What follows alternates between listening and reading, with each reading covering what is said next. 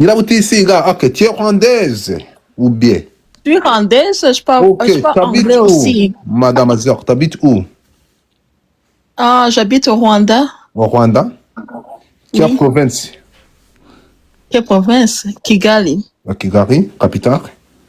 Est-ce que tu es marié ou bien tu es Ça, c'est la célibataire? capitale. Kigali, c'est la capitale. C'est la capitale. Le Est-ce que pays, tu es c'est marié ou Rwanda. bien tu es célibataire? Célibataire. Célibataire.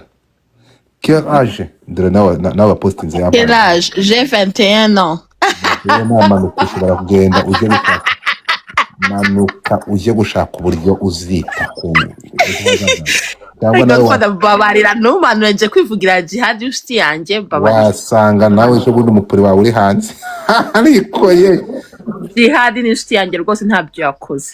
ibiki ntabwo turi kuvuga ku muntu, njye ntabwo ndi kuvuga ku muntu nubwo nari mfiteho amakuru makeya ku bazafu. Vuze ngo iki?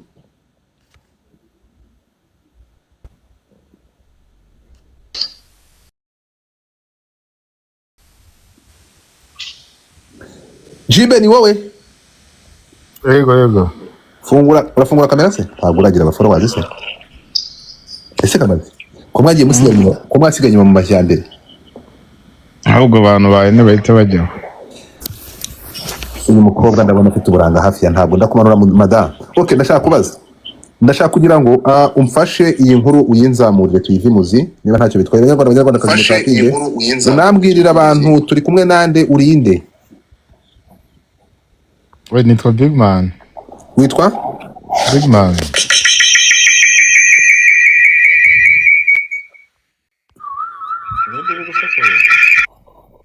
Okay. Bamwita ariko uretse gato.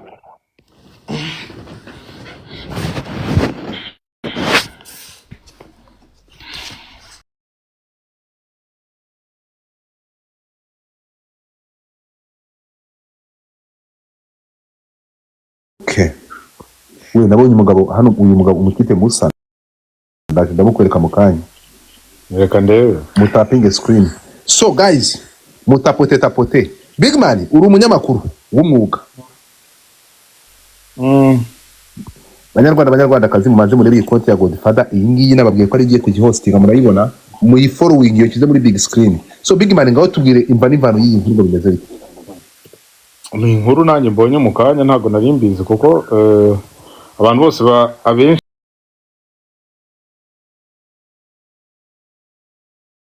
bagiye babyumva batarazibonye video. Nanjye ntabwo nigeze video nyibona, ariko je video narayibonye. N'abantu barenga 100 bazambwire ntango urutonde rw'abanimero yagiye inyoherereza, kuko nimero yanjye iri ku ma platform yanjye kuri WhatsApp nabonye bari kubirundaho. Video narayibonye, muzambwire buri nimero yagiye iyohereza nyikorere screenshot zibaye.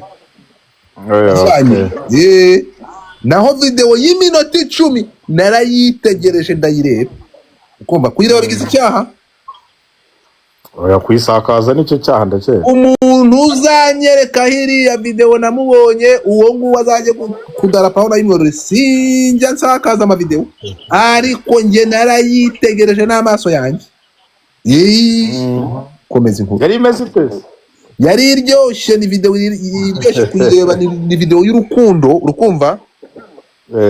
Ariko iyo wakurikiza ko yagiye hanze iri kurebwa natwe tutatugeneye kuyireba, ni ibintu bibabaje, ariko ni ibintu bisanzwe abantu nawe wakora, ni ibintu bari mu byishimo, twishyize muri kote positive, nta bidasanzwe, ntabwo twaje kuyisesengura.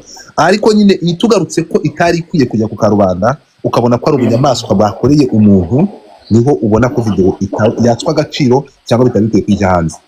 Tugaruke kuba amaze gufatwa rero. Ni inkuru nyine mbonye mu kanya yuko wari utahiwe yari Jihad. Yego. Kuko nkuko wabaye wa mbere mu gutabwa muri yombi yari Pazomani.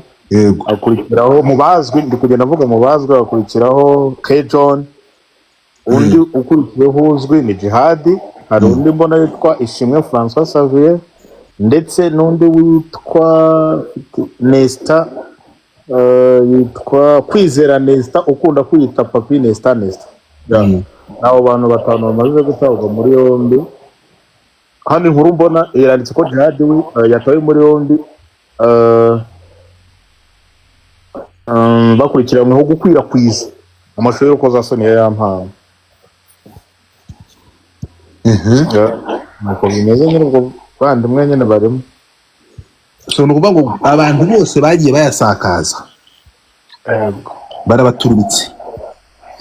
Turubitse ubwo hari n'abandi rego ubwo wenda ntabwo tubizi. Ari abangaba basenda wasanga kuko harimo n'umuhanzi. Uzundi hari umuhanzi wavugwaga n'uwo. Umuhanzi wavugwaga ntaramenya. Uri kumva? Ariko bwo reka cyo tuvugira amazina yabo. Sibyo? Rana arimo gukora n'umwana. Yawa nenda kuri ngabo. Ramba uri umufateho kabisa ntabwo yari muri. Ramba umuntu wayisharinze bwa mbere urawe yakoze ibara no kuri kw'Imana. Umuntu wayisharinze bwa mbere akayifata akayitanga bwa mbere na mbere. Yakoze ibara pe. Ongera ngo yakoze ibara. Yakoze ibara no kuri kw'Imana. Urabona biri kwitana abantu? Gako. Nse niba ejo bundi wabonye inkuru yuko dosiye yabo yamaze kubishikiriza